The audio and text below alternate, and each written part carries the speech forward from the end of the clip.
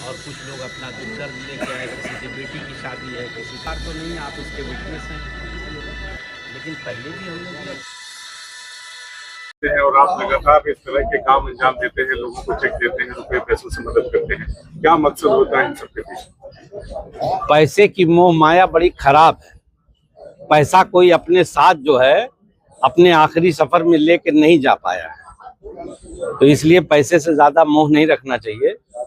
मेरा ये रहता है, जो मुझे ऊपर वाला देता है थोड़ा बहुत मैं उसमें समाज के कमजोर लोगों के लिए हिस्सा रखता हूँ। उसी क्रम में चूंकि वसीम भाई आप सब लोग जानते हैं कि ईद का मौका था और इधर मैं लगभग 10 दिन से घर पे ही हूँ, तो बहुत लोग मुझसे मिलने आए ईद के मौके पे भी, और कुछ लोग अपना दुख दर्द लेके आए, किसी की बेटी की शादी है, किसी का इलाज है। तो उसी क्रम में कोई पहली बार तो नहीं, आप इसके विटनेस हैं, ये तो ऐसे होते ही रहते हैं।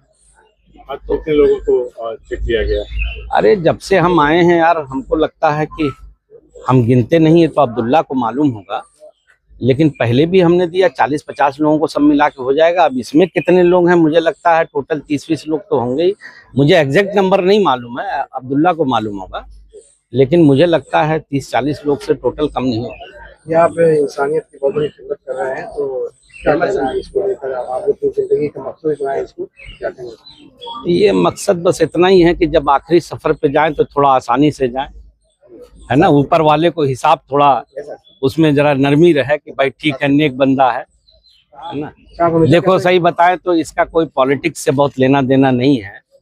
अब चूंकि हम लोग एमपी अब एमएलए और एमएलसी हो जाते हैं तो लोग उसको हर एंगल से पॉलिटिक्स देखते हैं। आप अगर पिछला खंगाल के देखेंगे मेरा इतिहास, तो जब मैं एमएलए नहीं था तब भी करता था, बस इतना ही फर्क था कि बहुत लोगों के उसमें नहीं आता था। तो ये एक मेरी प्रैक्टिस में है, मेरी हैबिट में है। कितने सालों से ये कर रहे हैं? कितने सालों से मैं बताऊं, मेरी उम्र है आज लगभग 53 साल, और जब मैं 25-30 के आसपास पहुंचा और जब मेरे पास थोड़ा मुझे लगा कि कुछ खुशहाली आ रही है, मैंने भी बहुत स्ट्रगल किया, बड़ी गरीबी देखी है, इसलिए मैंने उसको मैं जानता हूं। हालांकि ऐसा नहीं, मेरा परिवार पहले से सक्षम था, ऐसा नहीं कि मुझे कोई कमी है। मेरे पिताजी ने मुझे बहुत अच्छे से पाला, पढ़ाया लिखाया, लेकिन फिर भी एक जो नौजवान होता है और स्ट्रगल करता है अपनी लाइफ में, तो वो मैंने भी देखा है। और जब मुझे ये लगा कि नहीं, मैं कुछ उसमें से कंट्रीब्यूट कर सकता हूँ, समाज को भी वापस कर सकता हूँ, तो मैंने उसको शुरू कर दिया था। उस वक्त से ही कर दिया था, पूरा जिला जानता है। और इसमें मैं कभी ये नहीं देखता कि मुझे, अब यहाँ जिले के बाहर से लोग आते हैं, गाजीपुर से, बनारस से, कोई इधर से आ जाता है, जो मेरे जिले से लेना देना नहीं है, कहीं से भी आ जाते हैं, तो मैं कभी उसका नाम नहीं पूछता, धर्म नहीं पूछता, जाति नहीं पूछता। अगर मेरी आंखों ने ये महसूस कर लिया कि नहीं ये जेन्युइनली नीडी आदमी है, तो मैं उसमें को करने का प्रयास करता हूँ। और वसीम भाई, मैं आपके माध्यम से एक बात और कहना चाहता हूँ, ये एक सामाजिक समाज के लिए मैसेज है, खास तौर से बेटियों के लिए। बेटियां किसी भी की हों, किसी धर्म जाति की हों, बेटियां सबकी साझा है। अगर कोई पिता अपनी बेटी के लिए आपसे ये कोई बात कह दे सहायता के रूप में, तो कभी उसको मना नहीं करना। सर, लोग कहते हैं कि अच्छी चीजों को देखकर लोग प्रेरित होते हैं, इसीलिए कह रहा हूँ, काम को करने की कोशिश करते हैं, लेकिन ये तस्वीर पूरे जिले में या पूर्वांचल में सिर्फ यहीं पे देखने को मिलती है। इस पर क्या कहना? ऐसा नहीं है कि और लोग भी करते होंगे, मैं ये नहीं कहता कि I am the only one, और लोग भी करते होंगे, लेकिन इसको और बढ़ाने की जरूरत है। क्योंकि याद रखना, सिकंदर भी गए थे तो उनका हाथ खाली था, दौलत तो कोई लेके कब्र और शमशान नहीं जा पाया है। यही चीजें रहेंगी जो आपको कहते ना, बड़ा आदमी कोई दौलत से बनता है? दौलत तो बहुत लोगों के जो स्मगलिंग करते हैं उनके पास भी होती है। तो बड़ा आदमी वो है, अच्छा आदमी वो है समाज में जो अपनी दौलत से कुछ दूसरों का भी हिस्सा समाज को, ये दौलत कहाँ से आती है? इसी समाज से आपको मिली है।